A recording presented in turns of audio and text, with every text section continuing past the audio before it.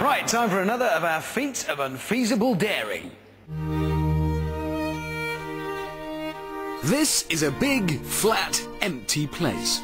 Perfect for a spot of automotive gymnastics.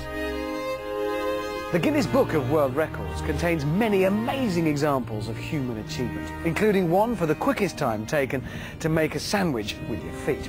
Absolutely, and fair enough.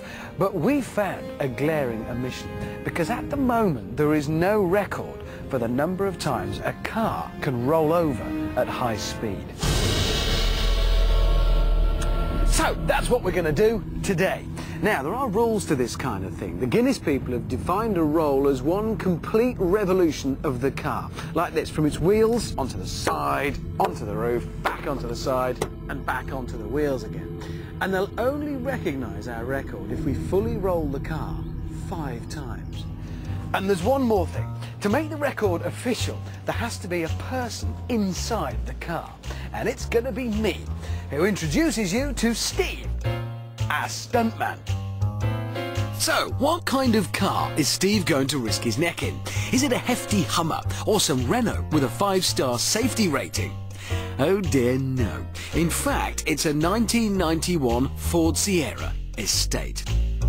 There is some logic to our low-budget lunacy, though. You see, the Estate's curved, tube-like shape should help keep it rolling over and over. Now, for this to work, we also need a massive amount of energy going through the car when it rolls.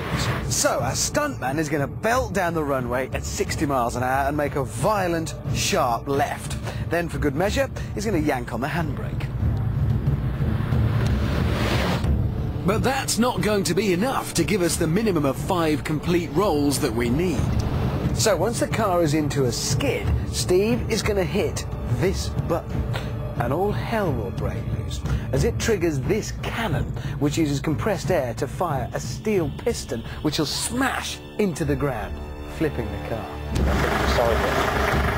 And remember, this is not you bet. We have no idea what's going to happen. Okay, so the audience is ready. Here we go.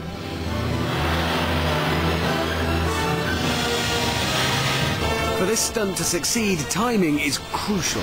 When Steve hits 60 miles an hour, he must pull the handbrake and detonate the cannon in almost the same instant.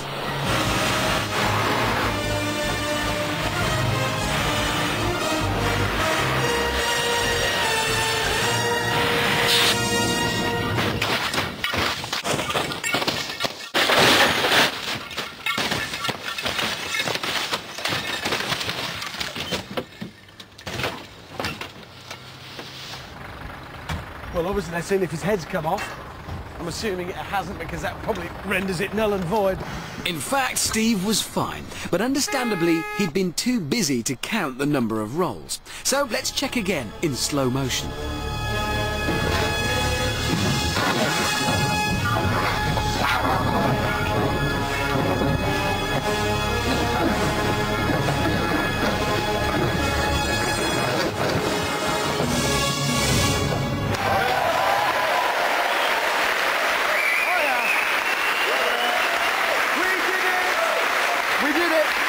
Yeah, we did. We did it.